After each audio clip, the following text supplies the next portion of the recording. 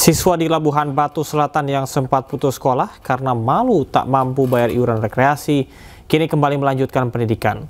Hal ini usai kantor Kementerian Agama Kabupaten Labuhan Batu Selatan bersama dengan siswa dan yayasan sekolah melakukan mediasi.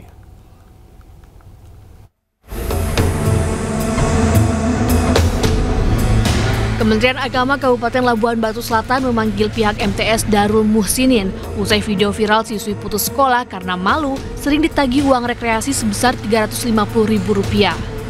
Pihaknya memberikan sanksi berupa teguran kepada pihak sekolah sebab membuat kebijakan bagi siswi tidak mampu tetap membayar uang rekreasi tersebut. Siswi yang berhenti sekolah akan kembali melanjutkan pendidikannya namun di sekolah yang berbeda.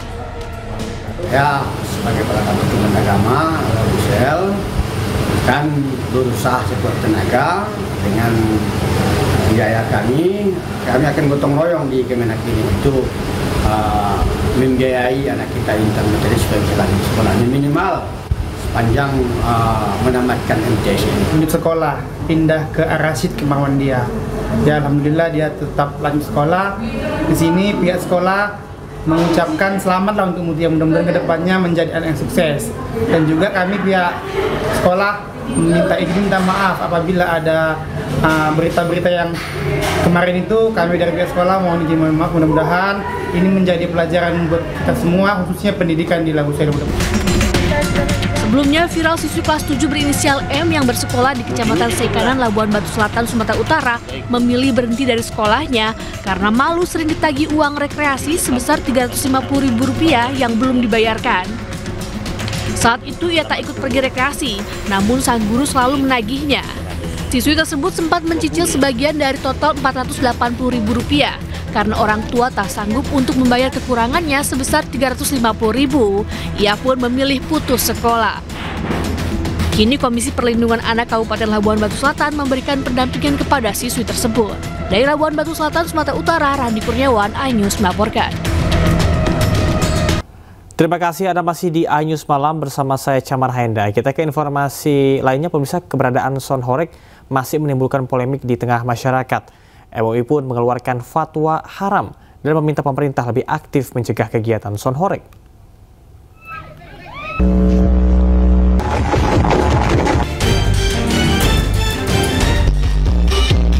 Meski dianggap sebagai hiburan, keberadaan sonhorek di sejumlah wilayah justru tak jarang memakan korban hingga merusak bangunan rumah dan fasilitas umum.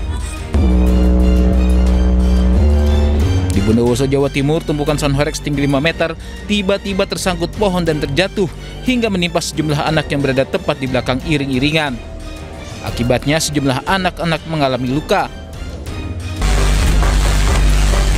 Selain menimbulkan korban jiwa, tak sedikit pula warga yang berselisih pandangan saat rombongan sonhorek melintasi wilayah mereka. Contohnya di Desa Mulyorejo, Malang, Jawa Timur, puluhan warga sempat terlibat cekcok dengan komunitas sonhorek yang tengah melintas. Warga meminta volume sonhorek untuk dikecilkan lantaran terdapat salah satu tetangga mereka yang sedang sakit.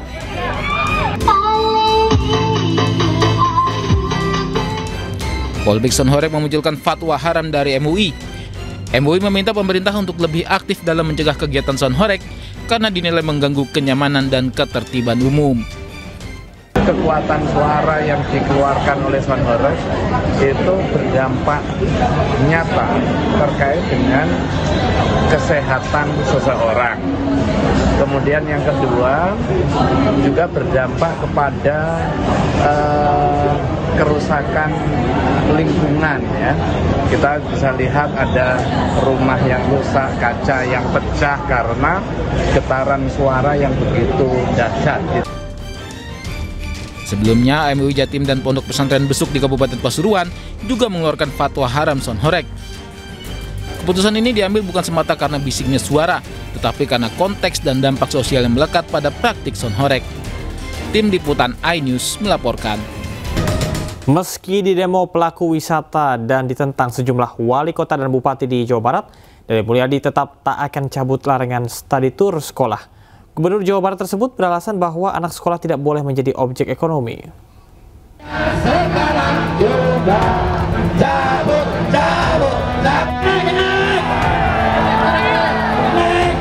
Gejolak di kalangan pengusaha jasa transportasi dan pariwisata dan penolakan sejumlah wali kota dan bupati di Jawa Barat tak membuat Deddy Mulyadi mencabut larangan study tour. Menurut Deddy, study tour adalah bentuk eksploitasi terhadap siswa untuk mendapatkan keuntungan. Saya sampaikan bahwa menjadikan anak sekolah sebagai objek peningkatan kunjungan pariwisata adalah perbuatan yang tidak memiliki landasan berpikir akademis dan moral. Kenapa? Anak sekolah tidak boleh menjadi objek ekonomi. Itulah saya melarang mereka untuk menjadi objek jual beli LKS, objek jual beli buku, objek jual beli pakaian seragam. Karena apa? Karena sudah menjadikan mereka sebagai barang material dan menjadi bagian dari eksploitasi untuk mendapat keuntungan. Sedangkan pendidikan itu harus terbebas dari nilai-nilai yang bersifat eksploitatif. Sebelumnya, meski Gubernur Jawa Barat mengeluarkan larangan study tour, Pemkot Bandung memiliki kebijakan berbeda. Seluruh sekolah yang berada di bawah naungan Dinas Pendidikan Kota Bandung diperbolehkan untuk melaksanakan study tour. Wali Kota Bandung, Muhammad Farhan, menyebut study tour boleh dilakukan asal tidak disangkut pautkan dengan prestasi akademik. Kebijakan kota mah tidak bisa melarang. Kebijakan kota mah simpel. Studi tour dilarang apabila dihubungan dengan prestasi akademik. Berarti masih diizinkan untuk pergi keluar. Asal tidak dikaitkan dengan prestasi akademik. Kebijakan Gubernur Jawa Barat Deddy Mulyadi melarang study tour memang telah menimbulkan gejolak. Sebuah PO bus di Sukmajaya, Kota Depok, Jawa Barat mengalami penurunan omset hingga 50%. Hal ini membuat pengusaha bus terpaksa melakukan PHK terhadap separuh karyawannya. Tim Liputan iNews melaporkan. Kita beralih ke informasi lain, pemirsa. Istana buka suara terkait dengan ex-Marinir TNI AL Satria Arta Kumbara yang meminta Presiden Prabowo dan Kementerian Pertahanan untuk kembalikan kewarganegaraannya menjadi WNI. Menteri Sekretaris Negara Prasetyo Hadi mengungkapkan, kini pemerintah Indonesia tengah mencari solusi terbaik bagi Satria yang telah menjadi tentara bayaran Rusia. Sejumlah kementerian dan lembaga telah melakukan koordinasi intensif yang melibatkan Kementerian Luar Negeri, Kementerian Imigrasi, hingga Kementerian Hukum dan Kementerian HAM. Prabowo Subianto, Bapak sedang kita cari jalan keluar yang terbaik. Sedang kita koordinasikan dengan seluruh jajaran baik Kemenlu, kemudian di Kementerian Imigrasi, kemudian juga di Kementerian Hukum, termasuk kami juga berkoordinasi dengan Panglima TNI dan Kepala Staf Angkatan Laut untuk mencari jalan. Satria Arta Kumbara, ex-Marinir TNI AL yang kini menjadi tentara bayaran Rusia dalam perang melawan Ukraina, ternyata dikenal sebagai pribadi yang supel, aktif bersosialisasi. Curhatan Satria di medsos membuat teman masa kecilnya kaget dan prihatin.